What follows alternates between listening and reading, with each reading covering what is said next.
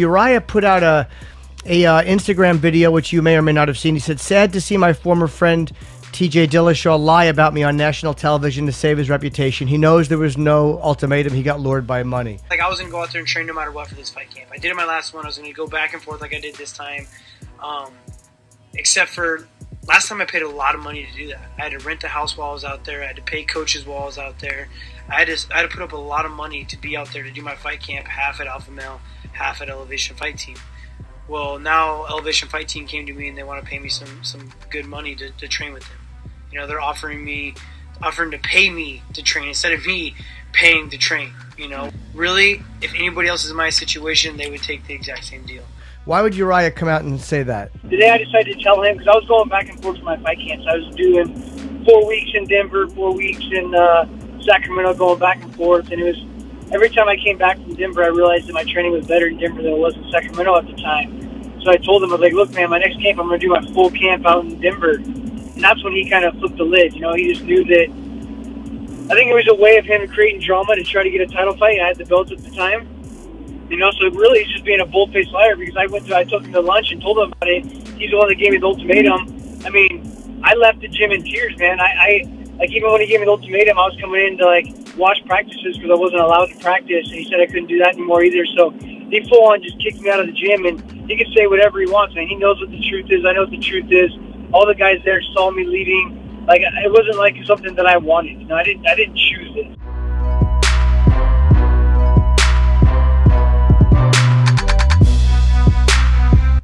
Yeah, man, I passed out. You know, I passed out in the bathtub, on the hot tub, and I was out for like almost 3 minutes.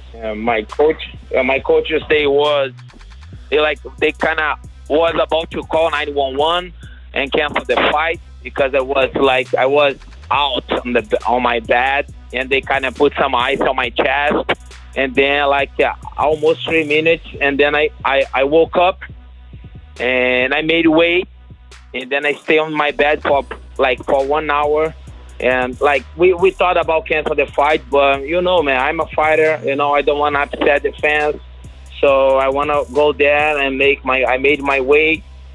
But you know, if I think back right now, I shouldn't make that fight, because we see today's guys all the time, they don't fight because they have some weight problem. Even Khabib the other day, he didn't make the fight against Ferguson because they have some issues.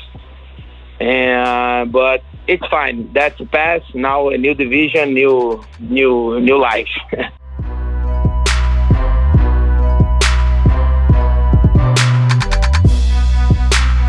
I believe in ring rust. People say there is no such thing. I believe in ring rust. It will be an issue. But I'm a very experienced man. I'm one of the guys that spend the more time in the octagon in an actual fight in UFC. One of the most. Maybe the most, I'm not sure in terms of time. I think because I have a lot of experience, the more time I will spend as the fight goes, the more comfortable I will be.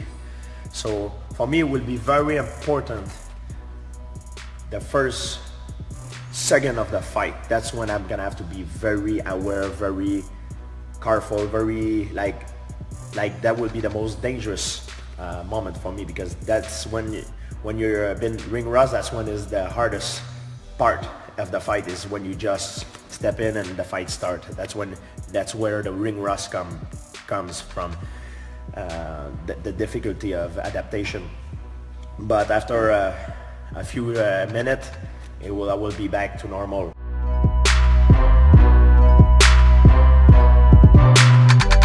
I always been the same weight. When I knew that we were going to fight Michael Bisping, when I signed it, I was the same weight all the time. But when I knew a few months that I was going to fight Michael Bisping, when we signed it, that's when I decided to try to put maybe a little bit more weight. I won't be able to put a lot because I'm a natural guy, but I will try to get. I'll try. I'm already a little bit bigger than I was, so I'm the biggest I've ever been right now in my life. Bisping will still be bigger than me, but I'm confident it will help.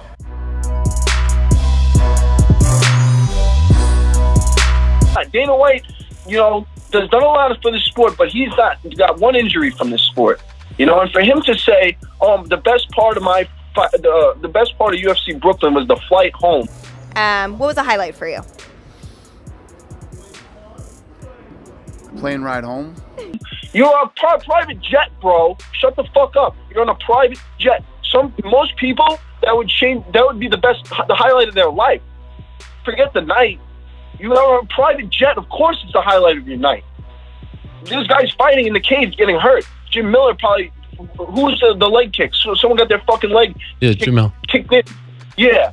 He owes an apology to all those motherfuckers. That's bullshit. Shut your fucking mouth. Are the rest of the fighters not seeing this? I don't understand how they just take it up the ass all the time. It's fucking bullshit. It really is. For what we do, for what the amount, like, fuck, man.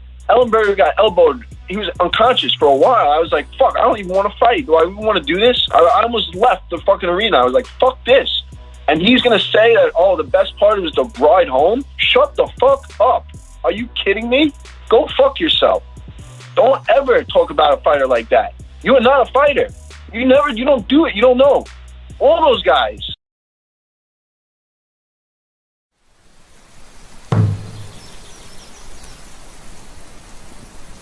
Stand up. Stand up and look at the size of me and look at the size of you. Go back to fucking Canada. You don't scare me, not even one bit. What do you know that I don't know? Because a lot of things.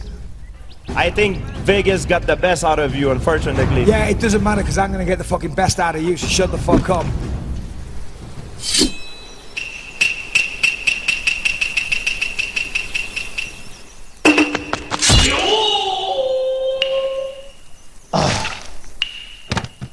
Please tell everybody your plan, George.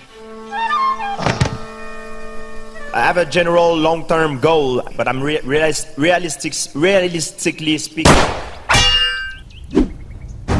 Now 3 years later, he's just dying to fight.